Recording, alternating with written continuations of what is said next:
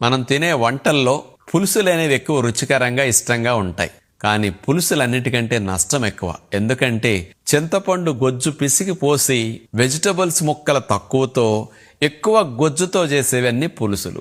ఈ పులుసుల్లో అన్నం ఎక్కువ తినేసేస్తాం. మరి పులుసులు తినటం వల్ల రైస్ క్వాంటిటీ పెరిగితే షుగరు, ఒబిసిటీ, ఫ్యాటీ లివర్, అట్లాగే ట్రైగ్లిజరైడ్స్, బ్యాడ్ కొలెస్ట్రాల్, ఎల్డిఎల్ ఇవన్నీ రైస్ క్వాంటిటీకి పెరుగుతాయి. మరొక నష్టం ఉంది.